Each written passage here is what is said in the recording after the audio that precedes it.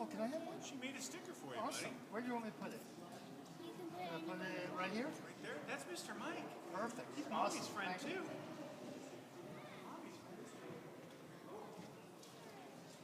Coming off? Maggie? Ready? Oh, no, just 1 minute. But you're ready, right?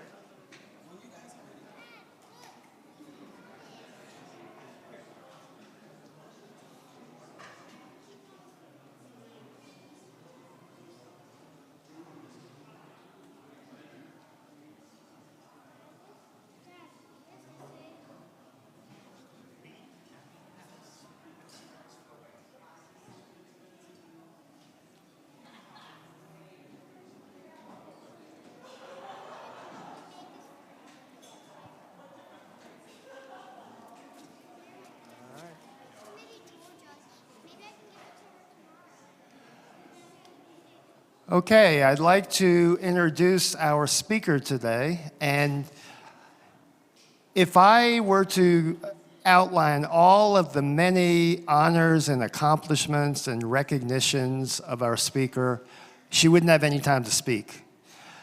So I'm going to give the short version. Our speaker today is Maggie Obaji. And among her many accomplishments, she is the president and CEO of NIS Solutions, a woman-owned technology and consulting firm. She is the chairman of the board for the Smithsonian National Museum of African Art. She's on the board of directors for Loudon Hunger Relief. She's on the board of directors for her alma mater, St. Augustine's. And there's one other thing. Oh yeah, the Bishop Curry, appointed Maggie to the Covenant Committee for the Episcopal Church in Liberia. Now that's the short list of accomplishments. I'm sure she will tell us much more about her life, but we are honored and very excited to hear Maggie Obaji share her story.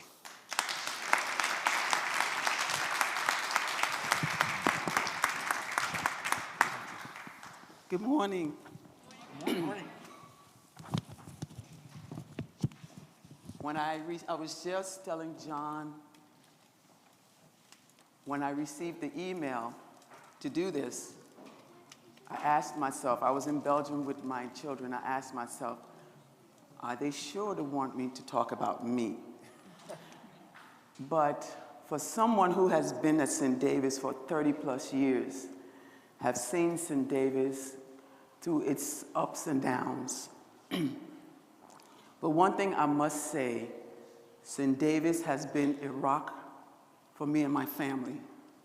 So before I tell you about me today, I want to thank you, St. David's, for the prayers we have received this past year for our very preemie grandson in Belgium. And I stand here this morning happy and a proud grandma to say he's 14 pounds and he's doing well. Thank you.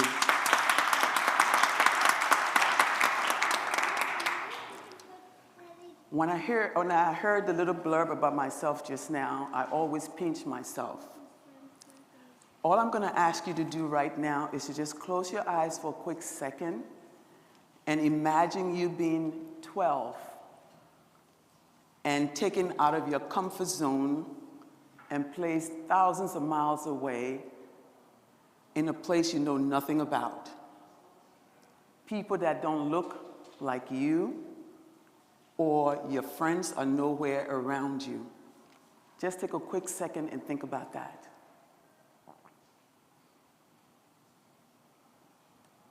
Thank you. I asked you to do that because I came to this great country at the age of 12 from Liberia, West Africa. Born to a midwife and a farmer, both very staunch Episcopalians. That's why when people ask me, I said, I'm a born Episcopalian, and I'm going to die an Episcopalian. My parents instilled in me from a very early age to be proud of who you are, regardless of your situation. I was born into a family with interracial marriages. This is back in the 50s and the 60s, before coming to America. I didn't know anything about being a black girl or family members being white.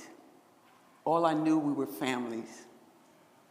But I came to New York City, Brooklyn to be specific, that I call home away from home,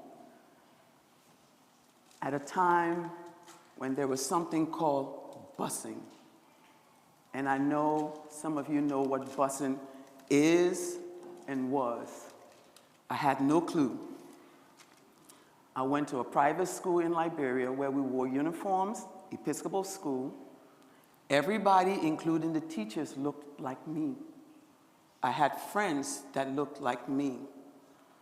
But busing changed my life. I was taken from the community that I lived in Brooklyn into a white community. All my classes, I was the only one that looked like me, with a Liberian accent. For those of you who have gone to Liberia, you know what that sounds like. I hear kids talk about bullying. I experienced it. Not only because of the way I sounded, but because the way I looked. I had to decipher that for myself without my parents being around to coach me or to help me to understand what I was going through. And then placed to be tested,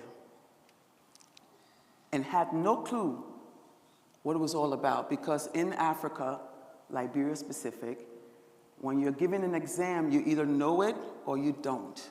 You don't have the opportunity to have multiple choices. And I took the booklet and the form and filled it out with my name, my date of birth, and sat there because I had no clue what it was about. No one explained it to me. But we're in the church, so I'm going to get a little churchy on you guys. God has always been with me. It took a white teacher, Jewish white teacher, Mildred Kramer, to notice me. Because I stood up like a sore thumb. Everybody in my age were wearing jeans and t-shirt, and I had on knee highs and a skirt, because that's how I was brought up. She singled me out, put me aside, and asked me, "Do you understand?" And I said, "No." I tell this story every time because I think till today it's still happening in the school system.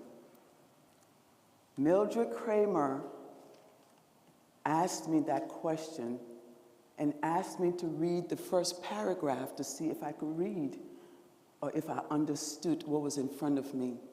And I did that. And she explained the test to me, and I finished it. I tell this story because back in the day, there was a word that we don't use these days, retarded. If she didn't do that, I would have been a statistic in New York City school system. All because I did not understand and no one took the time to explain it to me. But thanks to Mildred Kramer, I'm standing before you today. And I can tell this story proudly as a black African woman who grew up in this country during the time of what we call busing, being taken away from your neighborhoods and placed in an environment you didn't understand. For me, as a woman, and I'm going to consider myself a successful woman, I have mixed emotions about busing.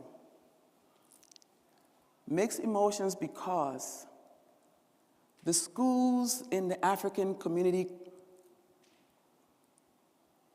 wasn't up to standard, but the schools in the white communities that we were bused to had it all. So that's why I have mixed emotions about busing. But I can say I thank God for busing because I was able to get a very good education. even though people didn't look like me. But when I finished high school, I decided to go to an Episcopal HBCU, historically black university, because I wanted to understand the culture of people that looked like me. And I'm happy I did. I experienced sorority, fraternities. I experienced the African American way of living. I went home with some of my colleagues and friends. Coming from Africa, we look and we see pictures of America and we think it's paved with gold. But I got to see people that looked like me being the first in their families to go to university. Going home with them, I got to see cotton fields. I got to see tobacco fields. I got to see outhouses. And for me, it was a surprise because America is the land of opportunity. I never thought I would see that. But all of these things was an experience for me to let me be who I am today, to appreciate the small things and the big things. Yes, I have served on boards. Yes, I have done this or done that. I'm a mother of 3 kids and 2 grandkids that I'm so proud of, and have a husband that doesn't let me rest because he keeps pushing, because he sees something in me that sometimes I don't see in myself, and I appreciate that. I also, when we came to St. Davis, Father Stephen embraced us, not only as the first black family, but the first African family to St. Davis.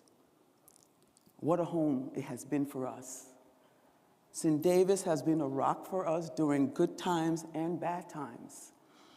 Our first experience was me carrying our last child, and I was bedridden. St. Davis brought food, brought communion, had shower when I was in the hospital and couldn't make the shower. St. Davis loved us. St. Davis showed us what it is to have a church community, regardless of everything else. And I say this because we are celebrating Lent, and we are celebrating Black History Month. For me, every month is Black History Month in this quilt that we call the United States of America, that I, an African-born, can call home. I've spent more time in this country than the country that I was born in. And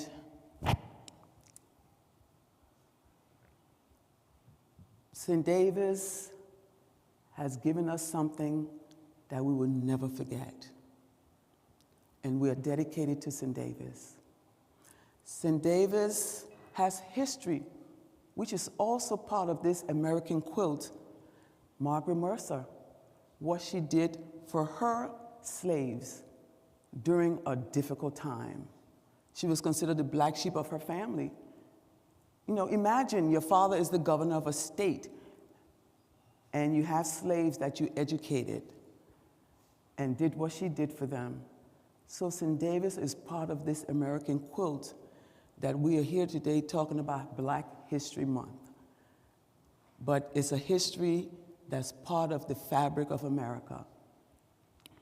And during Lent,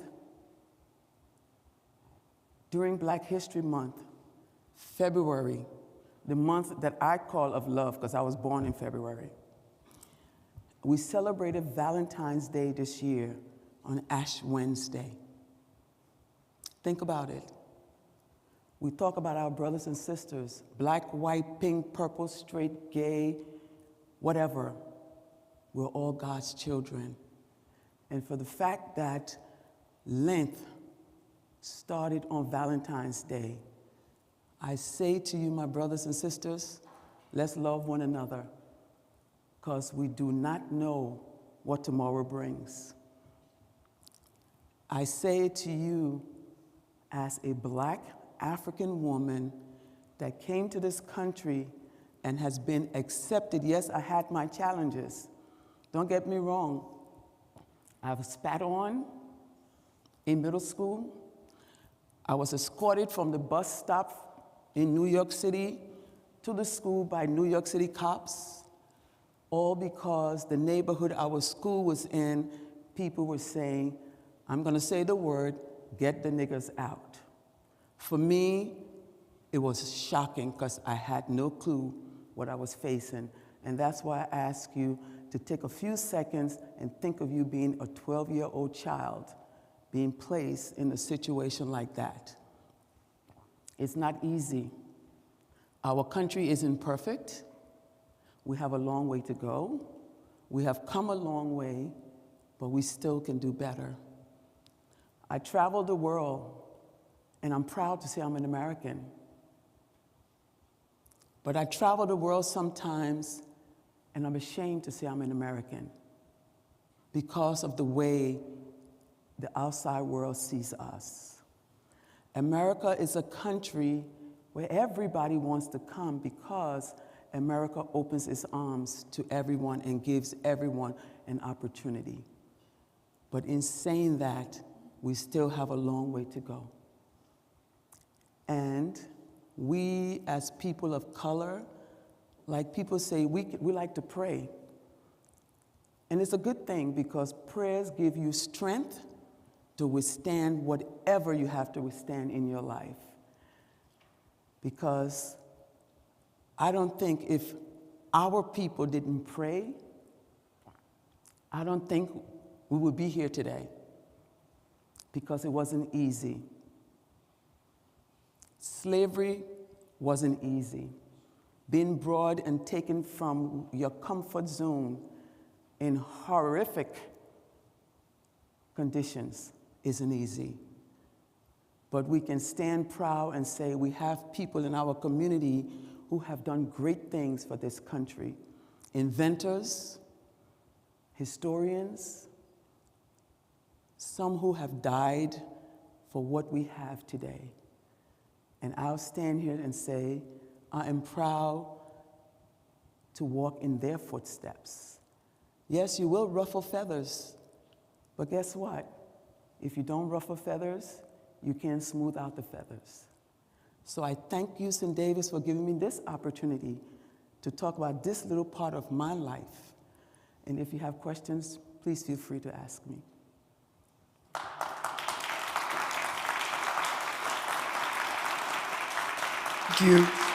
Thank you so much for sharing your story. And if there are questions, I'll bring the microphone.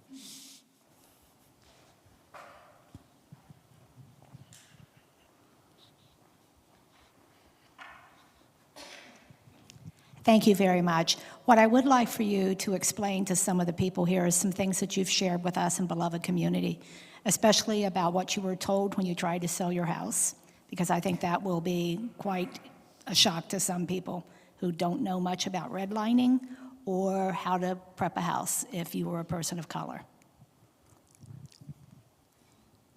Both Kingsley and I were collectors of African art. And we believe in having our family pictures up. And we were told that we needed to take our family pictures down. Not the art, because the art could be explained as they are art collectors. But our family pictures had to come down. But we had a great house, so it didn't make a difference to me.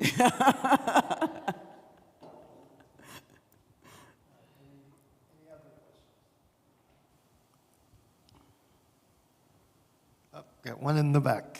That's right, I'll just use my outside voice. As a woman, as a black woman in America, what sustains you day to day when confronted with prejudice, challenges that you see over and over again? What helps you to not give up, but to continue to go forward? I'll start off by saying prayers. I strongly believe in prayers, and both my parents were very independent, proud people, And they instilled in my siblings and I that you stand tall regardless of your situation. During some of the incidences that we went through, yes, it was difficult.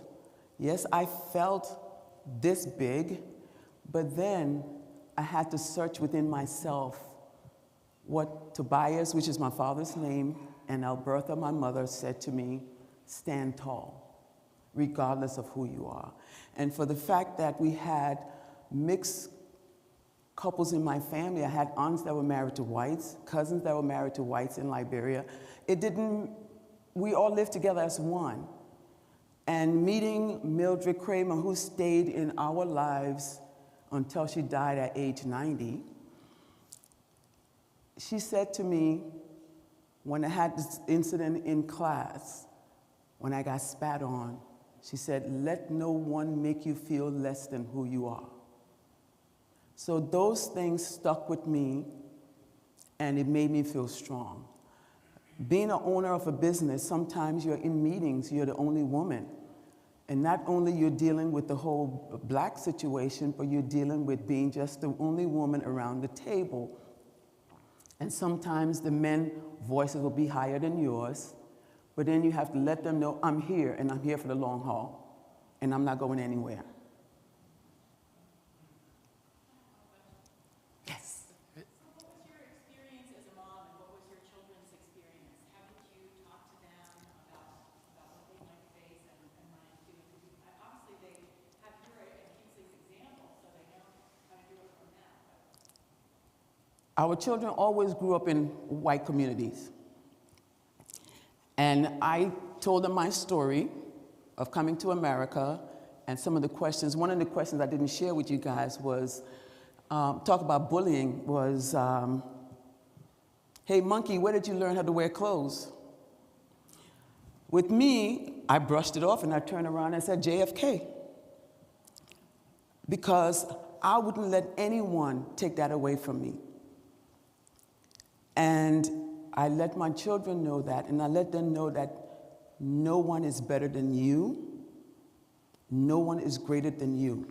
The only greatest person is God. And my children, thank God, they grew up well. I have a white son-in-law. I have a mixed daughter-in-law, and I can't be happier. Because the generation that we see now, they think differently than we do, and our parents before do. So we hope that they will make a big difference in the world. Because for me, as I told my children, you are not born prejudiced. Prejudice is taught. And my mom used to always say, charity begins at home. So we as a people need to think about that. With our children and grandchildren that are coming up today, I always tell people when they talk about being black and white and the situation, I said, think about if you needed an organ. Your family members couldn't give you an organ, but a black person, Hispanic person could give you an organ to save your life.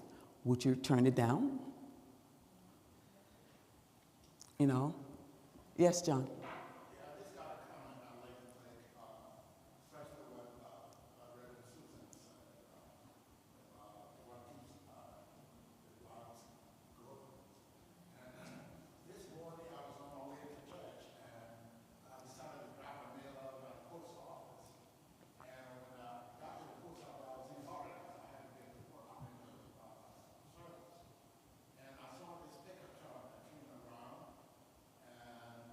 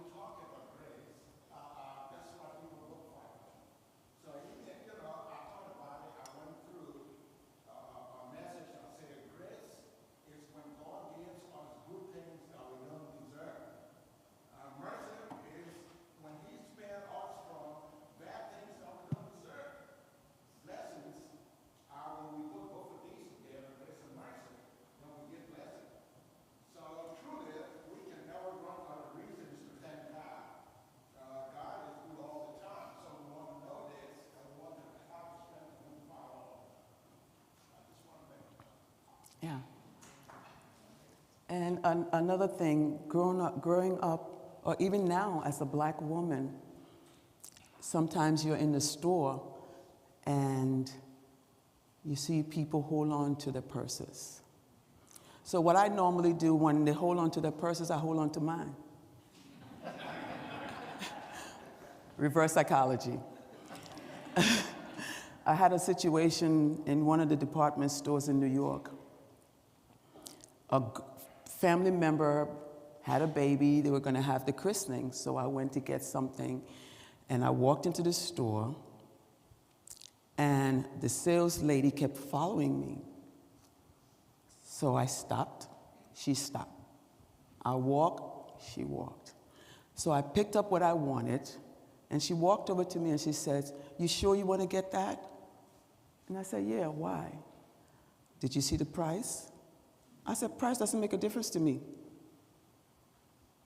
But what I did, I made sure I got her name, because those are the days of wearing the name tags. And I wrote a letter to corporate, took the credit card, cut it in 4, and sent it to corporate. And I didn't shop there anymore, because I'm a business owner now. There's something called customer service. And regardless of the look of a person, we're all God's children. Because once you're cut, what comes from underneath it is red. It isn't black, it isn't blue, and it isn't white. We're all God's children. And I thank you.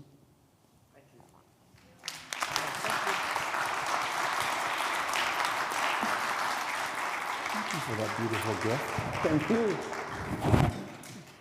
Maggie, if you could come forward, please. Not quite so fast. I just want to applaud you for doing this. Thank you. It is such a powerful thing to hear someone's story, part of your story. And so thank you for doing that. Each of these speakers who have been up here so far, they are extremely vulnerable when you share a part of your story. And it's something we honor by listening, but it also gives us the opportunity to be vulnerable ourselves and how we respond and how we connect to one another. Richard, I will always think of you in calculus. What I didn't share is I almost flunked it too. And so when people share part of their story, which you did so beautifully and so gracefully, we see you differently now and feel a connection we didn't have before. So thank you for being courageous to step forward and share a part of your lovely, lovely story. Thank you. It inspires us, hopefully, to also, when we have an opportunity to share our stories, and we're going to consciously, intentionally do that. I'm not sure how. It'll just be another pilot project, as you mentioned, Jen. So thank you again for doing that. Thank you.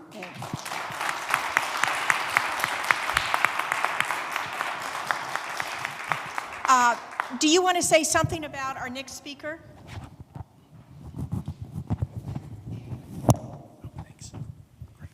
If you notice, our next speaker is obviously not African American. He's a white guy, he's a jock, he's a former coach, and he's speaking in March, not in February. Mike Nunley is a lifelong Episcopalian. He has written his memoir.